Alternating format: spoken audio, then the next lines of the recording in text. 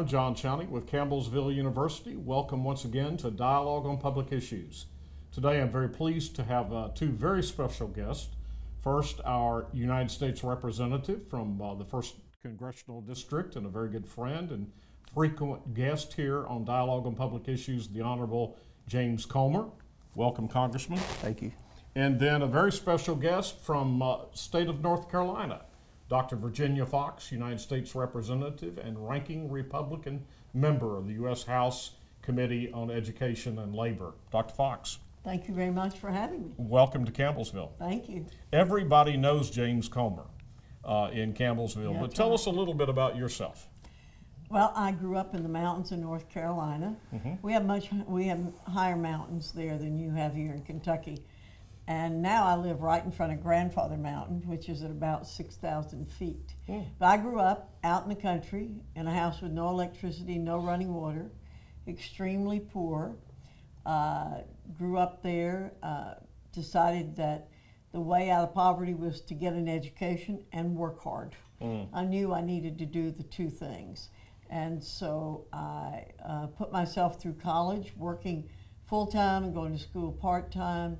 Eventually got my undergraduate degree, was married, had a child, got a master's, taught at Appalachian State University for a while, then became the president of a community college, and then ran for the state senate and then for Congress. My husband and I also ran a nursery and landscaping business for 35 years. So I have been both in the private and the public sector, but education has always been my love.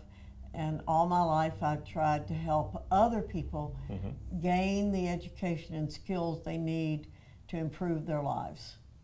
Congressman Comer, why did you invite Dr. Foxx to come to Campbellsville University? Well, a few years ago, when I first got to Congress, Dr. Foxx and I were talking at the airport. We were waiting for flights that I believe were both delayed. And we got to talking about education. At that time, I was not on the Education Committee, but she was chairman of the Education Committee. And I was telling her about Campbellsville University, and I believe that Campbellsville had the perfect business model, that they were focused on workforce development. They were teaching skills. People that were graduating from Campbellsville had a degree that was worth something. And that Campbellsville University was growing at a time when other universities were seeing declining population. So a few years later, I got on Education Committee. We were talking again, and I invited her to come to Campbellsville University to see what I was talking about, and she accepted, and we've just had a great day today. Campbellsville has the business model that I think other universities should embrace. Campbellsville has a tremendous relationship with the job creators and the big employers in the area. And Campbellsville University is a great Christian school, and I think we've lost a lot of values in America. We've lost a lot of our moral authority in America, and I think that everything that Campbellsville University is doing is something that should be replicated all across America. Dr. Foxx, in your role as the ranking Republican on the House Education Labor Committee, what are some of the major issues education-wise that you're currently addressing and some of your priorities on those particular issues? Well, we've always had a focus in this country on access for post-secondary education. And I refer to it as post-secondary because I think what's happened in our country now is we see a broad array of opportunities out there. Online courses, certificate programs, what we traditionally call community and technical schools, where students often go for 2 years or more. But access has not provided everything that people need. So now there's much greater focus on accountability, on performance, on ensuring that students are gaining the skills that they need to gain. We passed out of our committee last year the Prosper Act, which was a true reform of post-secondary education, which did a lot. We've actually had no reform in post-secondary education since 1965, when the first Higher Education Act was passed. Generally, we work on education bills or transportation or farm bills every 5 to 8 years. But we've really had no true reform of post-secondary, And so we did that with the Prosper Act, thanks to Congressman Comer and the help that he gave us. We were able to pass that out of committee. We weren't able to pass it out of the House itself, but we want to see the kind of innovation that is going on here at Campbellsville, going on all over the country. And we want to see you're providing access for a much broader range of programs. You are doing so many wonderful things here. And frankly, I think Campbellsville is a role model for what we should be doing in post-secondary education all over the country. But we want to see more of what you're doing here all over the country. What are some of those innovations, or they're not necessarily innovations, but reforms that you see that we're doing and maybe others around the country, some of the best practices that are options and alternatives to the traditional, more traditional post-secondary ed or higher ed? Well, I could take up the whole program you've got talking about that, but let me name just a few.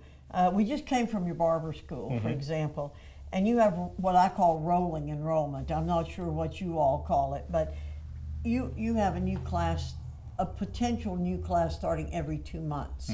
In most traditional post-secondary education, you either enroll in the fall, you enroll in the spring, or you enroll in the summer. And in many cases, there is no summer beginning. Right. So that is a fantastic program that you're doing.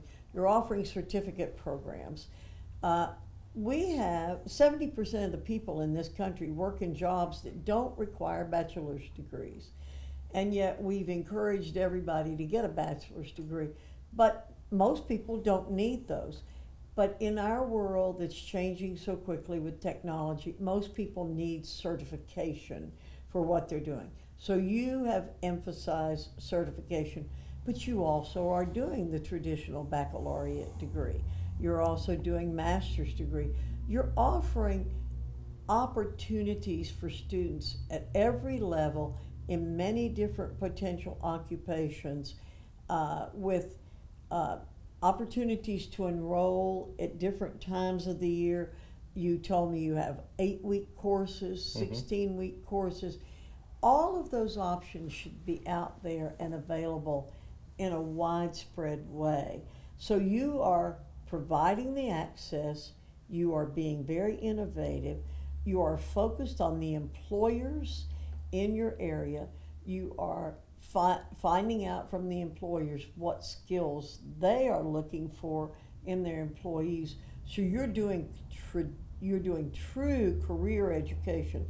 All education is career education. Whether you need, again, a certificate, a diploma, or a bachelor's degree or a master's degree. We all want careers. And your pathways programs, I love the term that you use, pathways, because when you begin, you're on a path to a career, you're on a path to success. And that's how young people in particular need to be thinking. Congressman, your thoughts on Dr. Foxx's observations? Well, I agree, and that's why I wanted her to see Campbellsville University. I'm familiar with all the universities in Kentucky. At some point during my public service as state representative or commissioner of agriculture or a member of Congress, I have been on every university, and we have some great universities in Kentucky. But moving forward, the traditional business model for post-secondary education is going to have to change because funding for post-secondary education is going to continue to get cut. Therefore, you're going to have to identify other sources of revenue. You can't continue to increase tuition. It's immoral, the student loan debt that a lot of kids that have graduated from college have. So, you know, we need to get these kids in and out of school quicker, but they need to also have a degree that has value in the private sector, and that's what Campbellsville University is doing because they have a close relationship with the private sector. You know, welding, and I like to use Tartar Gate Company and the Campbellsville University campus in Liberty. You have a relationship with Tartar Gate. They're desperate for more welders. They could hire 75 more welders today. I can name business after business in each county in my congressional district that needs welders. One of the complaints that the private employers that need welders have always had about the state is the certain state-run agencies are slow about changing. You know, welding is like any other industry; it's constantly changing. Right. There's constant improvements in technology, but the government can't keep up with the changes. But you're fluid here. You're working closely with the industry, and there's great communication. You're providing the skills up to the minute that these industries need, and that's what we need in America. Because if you talk to anyone in any industry right now and ask them what their two biggest problems in America are, one of the two is going to be finding workers. There's a shortage of workers in every industry.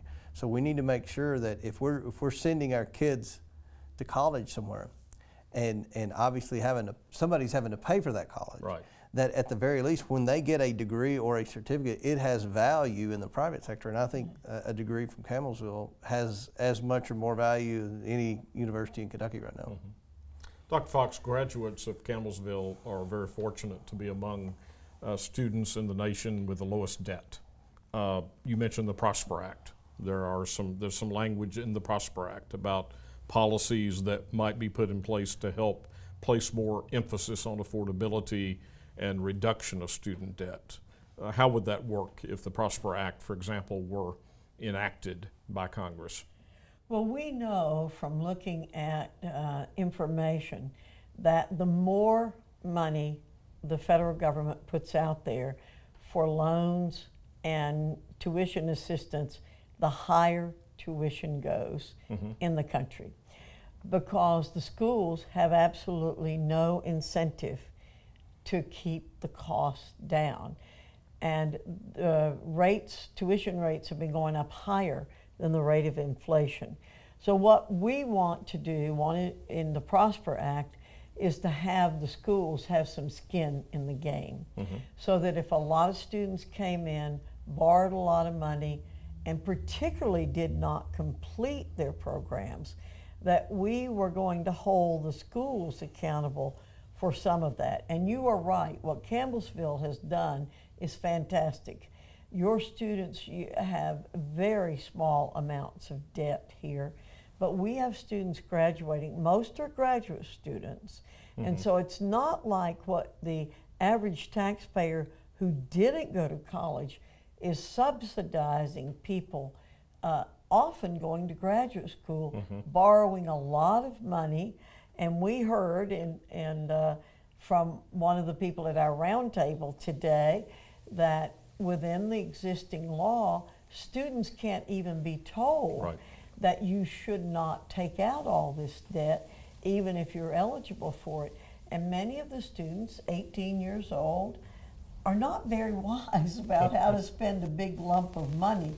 So we make it possible in the Prosper Act for counselors to give better advice to the students.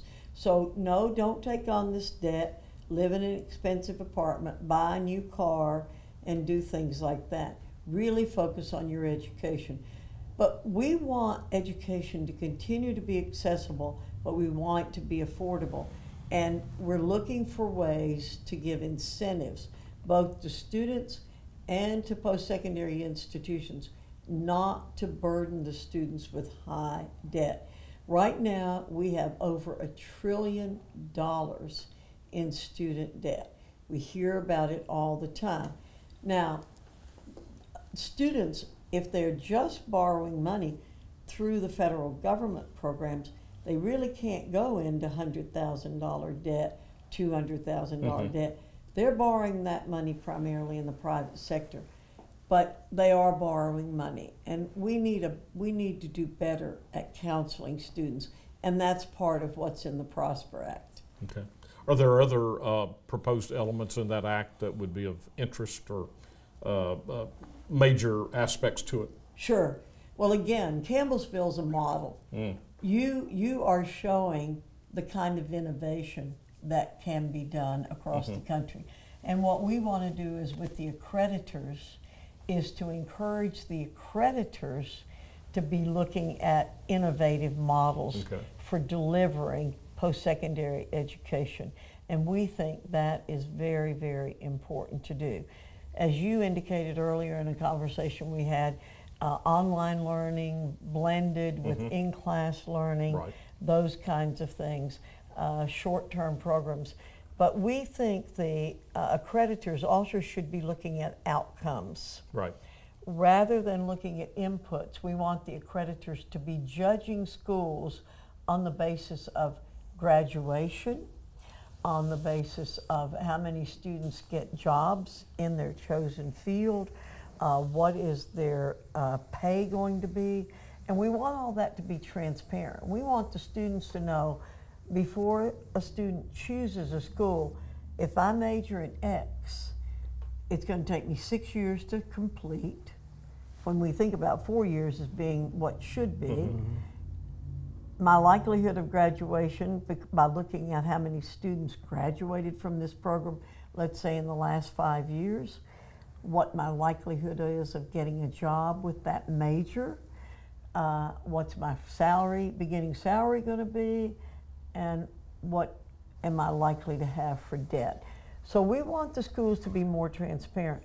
We don't want in Washington to say no more certain degrees because people can't get jobs in it. We live in the freest society in the world. We want to continue to be free. We want people to make choices, but we want them to make informed choices. Certainly. Congress has been out during the month of August into September as we do this interview. You all are about a week away from going back into fall session.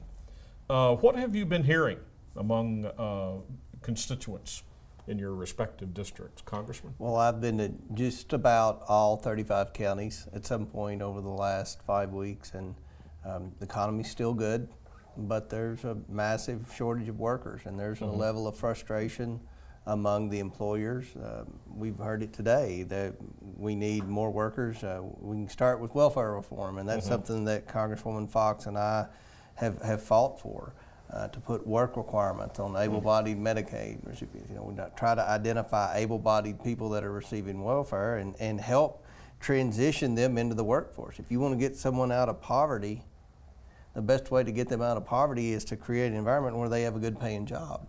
Exactly. And but we are fought every day in Washington by this new, I hate to say regime, but this new majority in the House of Representatives.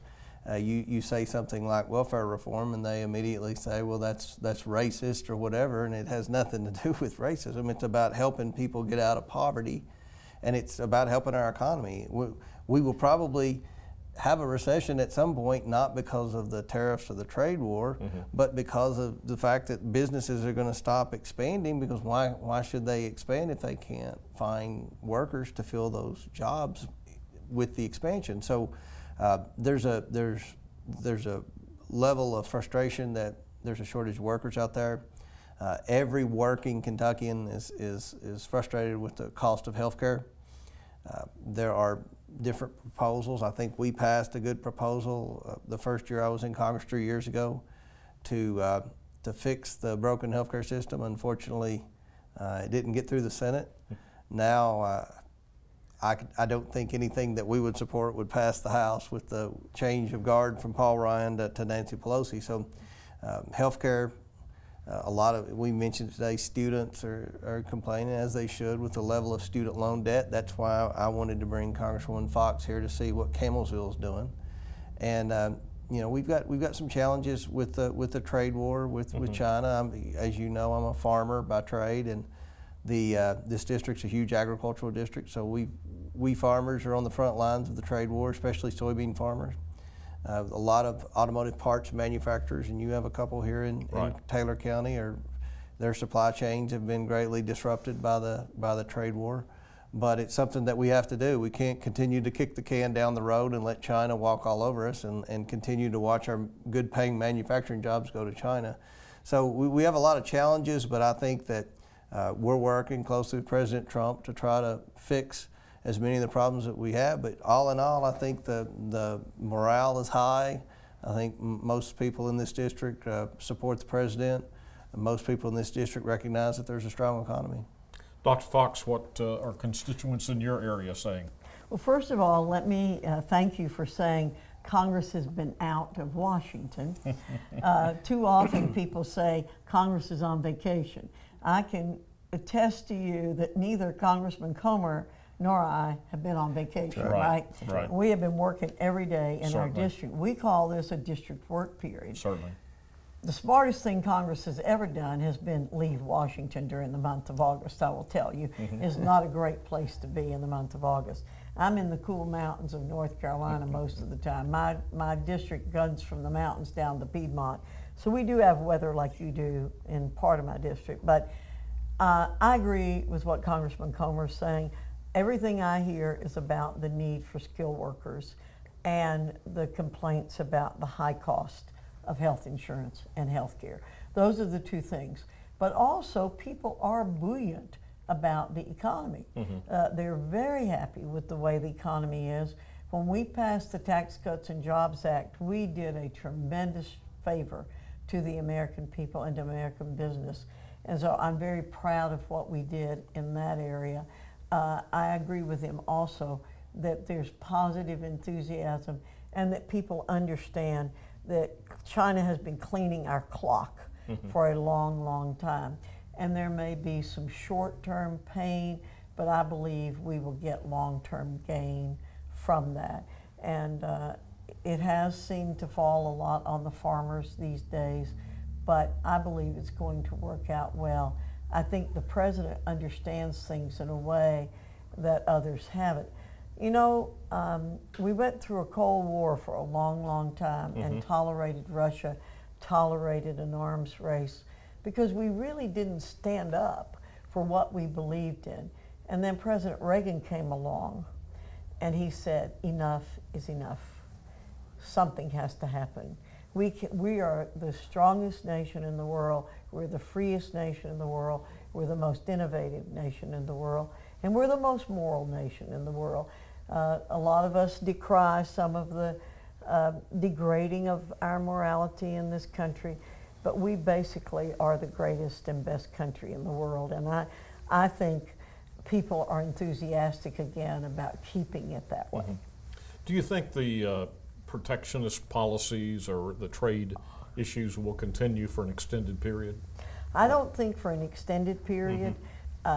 Honestly, I believe in what many economists are saying. China needs this settled worse than we need it settled. The Chinese economy is in much worse shape than our economy is in. As I said, I think there'll be short-term pain for us, but it would be long-term gain for the country. So I don't think it will go on for a long time. I don't think it's good for the country. I don't think the president wants it to go on for a long time. And I'm hoping very much that China will begin to see the light. I think what's happening in Hong Kong is making a difference in China in terms of it understanding that the people there want to keep their freedom. So there's a lot going on in the world. One of the frustrations I have is that we are so focused on ourselves in this country. We don't pay much attention to what's going on around the world. And there are a lot of things happening around the world that we need to be paying attention to and that impact us. Congressman, you've commented on the trade policies. Do you have further thoughts about how long it might last or what signs you see in terms of is there a break coming anytime soon? Well, I'm an optimist, and I know the president says we're near a deal. We're near a deal. I talked to Sonny Perdue a lot, the Secretary of Agriculture, and you know it's a complicated negotiation here. I mean, China's been stealing our intellectual property. They've been disregarding our patent laws. They've been manipulating their currency. You know, to get a deal, they're going to have some type of admission of guilt and some type of policy in place moving forward to where they don't continue to steal our patents and our intellectual property and continue to manipulate the currency. So China knows what they've been doing wrong. They know they've been taking advantage of the United States. I think that if we can just get agreement moving forward on currency manipulation and patent infringement, I think that would be a pretty good deal there for America. But I don't see China giving in on that before the next presidential election. I hope I'm wrong. I hope it's tomorrow. But I can see China digging in. You know, if you look at the personality of their leader, Xi, and our leader, President Trump, they're both pretty strong-willed people that have both dug in. And I foresee this lasting about 14 more months. But I do believe at some point we'll get a deal. And again, I hope it's tomorrow, because you know, we're in the middle, we're at the beginning of fall harvest in agriculture. We've got a lot of soybeans, a lot of corn that's going to be harvested, a lot of tobacco. Tobacco's all exported now in Kentucky. So it needs to get resolved, but I tell people to be prepared for an intermediate term a trade war. So hopefully it'll get resolved sooner than what I'm saying here. What are the chances of a timely approval by Congress of the Canadian-Mexican United States agreement? USMCA. Yes. United States-Mexican. Right, replacement for NAFTA. Right, correct. Well, what I tell people is that we have things that are called must-pass bills, so that we know there are certain things that have to pass every year. This is not a one-year thing, this is not, right. But I believe that this will be the ultimate negotiation bill. The president wants it. It's good for the country. Nancy Pelosi, I believe, will hold out not to pass it until she discovers what it is she wants. And I think this will be a big deal issue. So when we want to pass it, the president wants to pass it, most Republicans want to pass it, but I think it'll be held hostage until there's a decision as to what needs to be put on it. I agree with what she's saying. But, you know, Pelosi represents San Francisco. They want this deal. Tremendous startup companies based out of San Francisco, they need the deal. She knows we need the deal, but she just hates to see Trump get a win. But in the end, I cannot imagine a scenario where she doesn't bring it up for a vote. I haven't had time to get through all my questions. Dr. Foxx, Congressman Comer, we're out of time. Invite me back. Absolutely. You have, on behalf of President Carter, you have a standing invitation. Thank you. Anytime you're flying over Kentucky, please tell Congressman Comer to bring you to Campbellsville University. It's been a delight to have you here. Well, it's been a delight for me, and I can promise you that we're going to go back to Washington and sing the praises of Campbellsville University and spread the word. And I'm going to be talking to other people to say, why aren't you doing what Campbellsville is doing? And Congressman Comer, as always, it's a joy to have you. As you know, you are a part of Campbellsville University and have a standing invitation here anytime. Thank you. Oh, thank you for the lovely award that you gave me. I appreciate it. Congratulations. Thank you. This is John Chowning with U.S. Representative James Comer, our congressman, and Dr. Virginia Foxx, chairperson from North Carolina, chairperson or ranking Republican, ranking member of the U.S. Committee on Education, House Committee on Education and Labor. Thanking our audience for being with us for Dialogue on Public Issues.